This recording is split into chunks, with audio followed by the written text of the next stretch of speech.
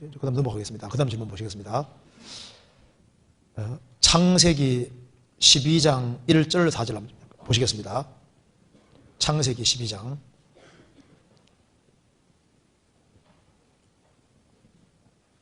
제가 읽겠습니다. 여호와께서 아브라함에게 이르시되 너는 너의 본토 친척 아비 집을 떠나 내가 내게 지시할 땅으로 가라.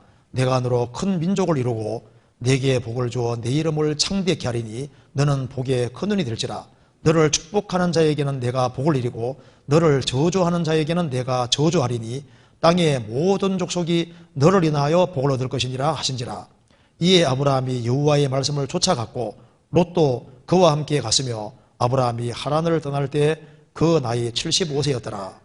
여기서 창세기 12장 1절 4절에는 하나님께서 아브라함을 부르시는 내용에서 아브라함이 하란을 떠날 때 75세라고 말씀하신 것을 보니 그가 하란에서 하나님 말씀을 받은 후 떠난 것으로 이해됩니다. 그런데 사도행전 2장 7장 2절 5절에는 하란에 있기 전 메소포타미아에 있을 때 하나님이 나타나셔서 말씀하셨다고 기록되어 있습니다. 찾아보시겠습니다. 사도행전 7장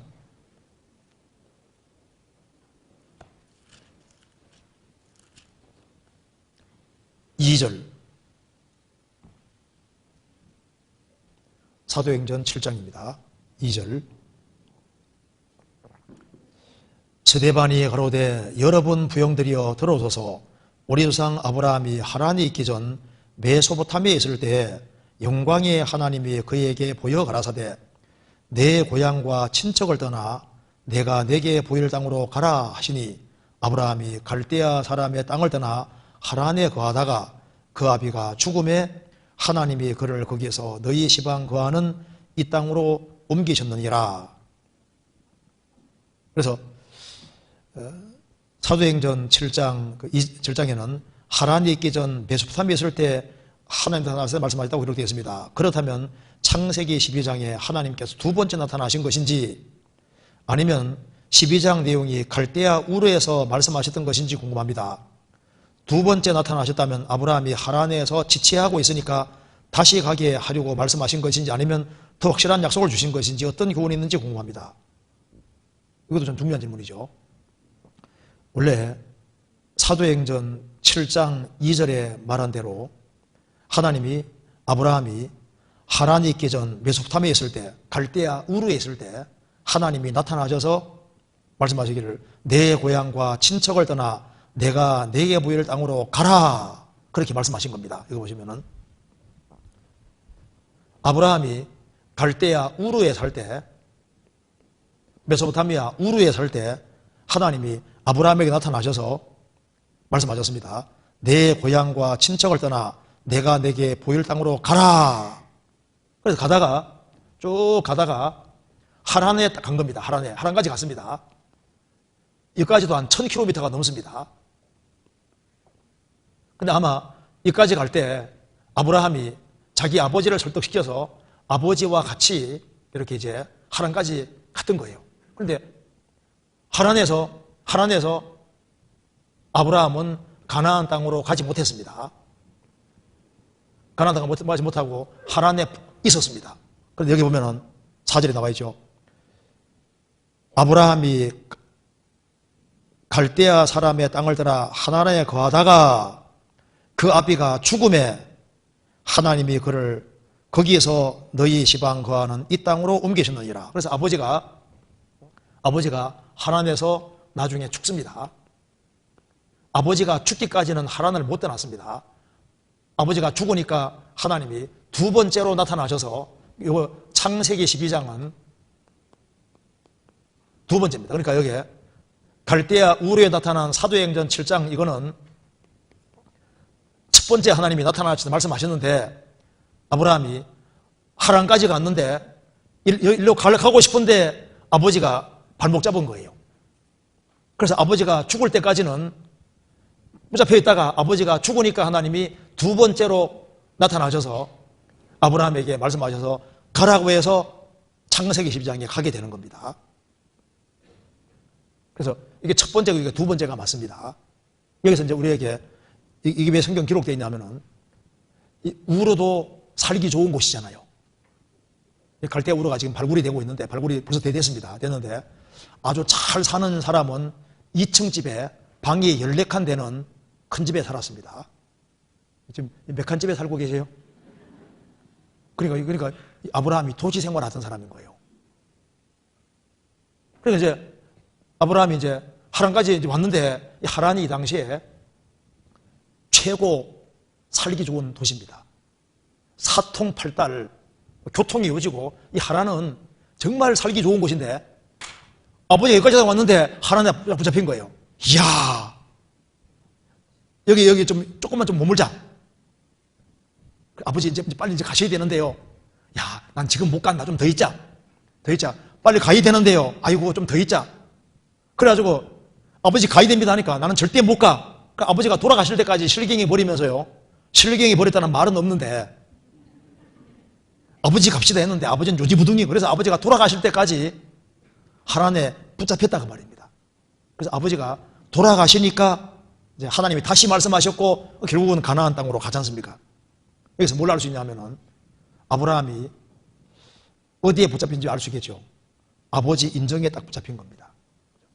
그래서 아브라함의 신앙의 소리가 배울 점이 여러 가지가 있는데, 그 중에 하나가 아브라함이 하나님의 명령을 듣고서 이제 가나안 땅으로 가는 길에 아버지와 같이 가는데, 아버지가 원치 않을지라도 하나님 명령이면 하나님께 맡기고 원래 가야 되는 겁니다. 그런데 아버지 때문에 발목 붙잡힌 거예요. 인정에 붙잡힌 겁니다. 여기서 인정에 붙잡히면 원래 안 된다는 것을 보여주고 있는 거예요. 우리 신앙생활의 장애가 뭐냐면 바로 인정이 신앙생활의 장애가 되는 겁니다. 마귀가 아담 하와 넘어뜨릴 때 먼저 하와 통해서 삐지고 들어왔잖아요. 아담은 하나님 말씀을 명확히 받았으니까 아담은 말씀이 확고합니다. 하와는 간접적으로 들었으니까 약간 불안전합니다. 그러니까 마귀가 말씀을 불확실하게 알고 있는 하와에게 들어와서 유혹하잖아요. 하나님께서 에덴 동산에 있는 모든 나무의 실과를 먹지 말라고 하시더냐? 모든 걸 먹지 못하게 했느냐? 하나님을 나쁜 분으로 몰아가는 겁니다. 마귀의 특징이 그런 거예요.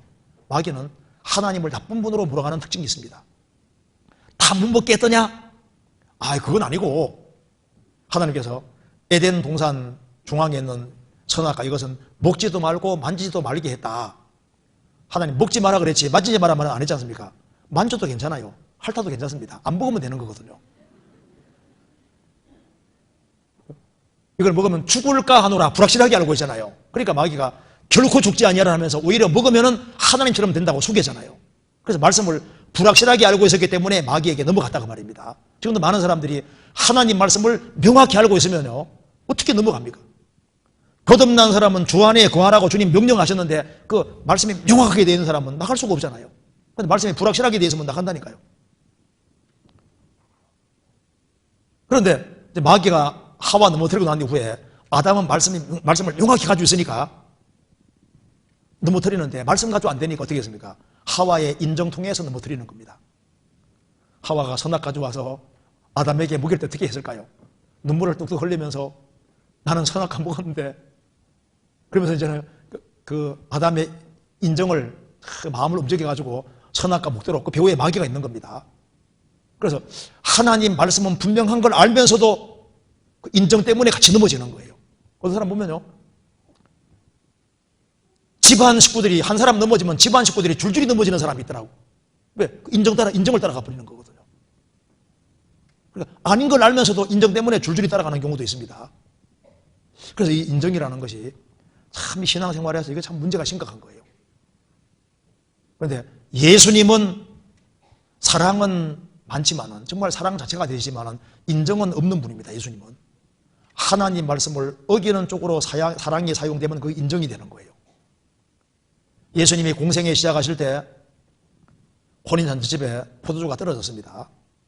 마리아가 예수님께 말했습니다. 포도주가 떨어졌다고 하니까 예수님 뭐라 하셨습니까? 여자여, 나와 무슨 상관이 있나이까? 내 때가 아직 이르지 못하였나이다. 여자여, 나와 무슨 상관이 있나이까? 마리아가 개입하는 걸 꽉 막고 있습니다. 공생애 시작하면서는 절대 인정에 주님이 치우치지 않잖아요. 예수님이 십자가에 죽으실 것을 말씀하니까 베드로가 예수님께 간했다고 되어 있는데 히브리 헬라어에는 예수님을 꾸짖으려 되어 있습니다. 예수님 말도 안 되는 소리 하지 마시라고 이제 큰 소리 쳤던 것 같아요. 꾸짖듯이 이렇게 얘기한 겁니다. 예수님 뭐라 했습니까? 나를 생각해주는 사람은 베드로 너밖에 없구나 하고 칭찬해 줬습니까? 예수님이 사탄아 물러가라. 너는 나를 넘어지게 하는 줄다. 예수님이 사탄이라고. 죽는 것이 하나님의 뜻인데 그리하지 마옵소서. 그 일은 결코 임하지 않을 겁니다. 그 말하는 배우에 마귀가 있는 거예요. 예수님이 사탄아 물러가라.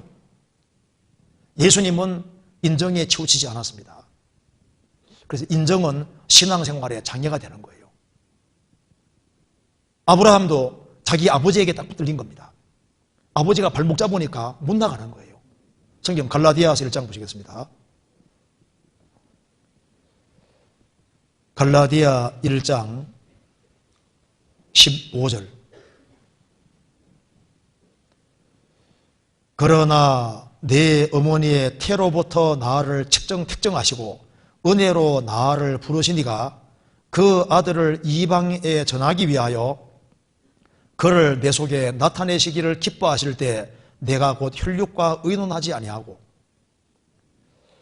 바울 사도 같은 경우는 예외적인 케이스입니다. 어머니 태로부터 나를 택정하시고.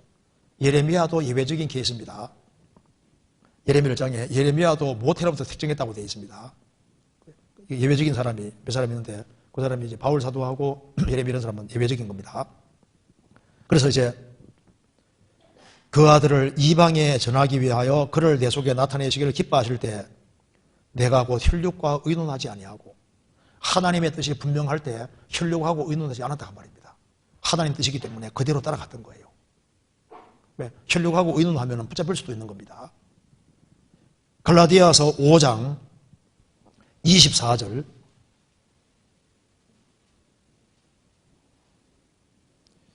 같이 읽겠습니다. 그리스도 예수의 사람들은 육체와 함께 그 정과 욕심을 십자가에 못 박았느니라. 그리스도 예수의 사람은 그 육체와 함께 그 정과 욕심을 십자가에 못을 박았다. 열왕기상 15장 보면은 아사가 왕이 되고 난 이후에 자기 어머니가 우상 숭배하니까 어떻게 했습니까?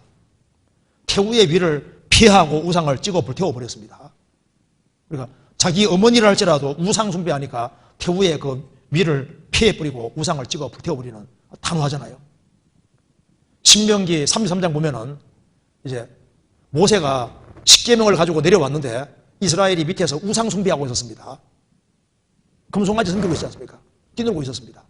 그래서 하나님 편에 속하는 사람은 구별되라 하니까 레위인이 딱 구별되잖아요. 그래서 우상 숭배하는 사람을 죽이라 했을 때 죽이는데 거기에 자기 부모, 형제, 자식들 있습니다. 그래도 우상 숭배하는 사람을 죽이라 했을 때 칼 가지고 죽였는데 그때 3,000명이 한꺼번에 죽었습니다. 그때 성경에서는 칭찬하고 있습니다. 인정에 치우치지 않고 하나님의 뜻이 확실할 때는 아주 확고한 태도를 취하는 그것을 잘했다고 얘기를 하고 있지 않습니까? 이게 신약시대의 그림자가 되는 겁니다. 내 부모, 형제, 자매 누구를 할지라도 하나님 말씀에 어긋나는 것에 대해서는 아주 칼같이 금을 다 거어야 될 걸 말씀하는 거예요. 절대로 인정 때문에 신앙에서는 손해보면 안 될 것을 말씀하는 겁니다. 신명기 33장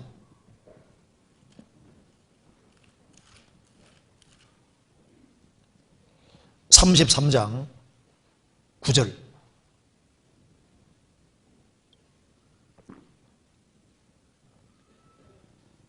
그는 레위인입니다. 그는 그 부모에 대하여 이르기를 내가 그들을 보지 못하였다 하며 그 형제들을 인정치 아니하며 그 자녀를 알지 아니한 것은 주의 말씀을 준행하고 주의 언약을 지킴을 인함이로다. 칼로 부모, 형제, 자녀 하나님 뜻을 어길 때 아주 과감한 태도를 취하는 이것이 신약시대 그림자가 되는 겁니다. 레위기 2장 보면은 소제물에 넣지 말아야 될 것 중에 대표적인 것이 누룩과 꿀이라고 했습니다. 누룩은 죄를 가리키고 꿀을 넣지 말라고 했는데 그 소제는 그리스도인의 봉사생활의 그림자도 됩니다. 예수님의 온전한 공생애인 동시에 그리스도인의 봉사생활을 가리키는데 그리스도인들이 봉사생활하는 이곳에도 꿀을 넣으면 안 된다고 말이에요. 꿀. 음제 입술은 꿀을 떨어뜨린다고 했는데 인정입니다. 인정. 우리가 인정에 치우치면 하나님 일에 장애가 생길 수 있습니다. 우리는 교파 따라가는 것도 아니고 인정 따라가는 것도 아니고 주님 말씀을 따라가는 사람인 거예요. 꿀을 넣지 말으라고. 또 꿀은 자기 영광 구하는 걸 꿀이라고 했습니다.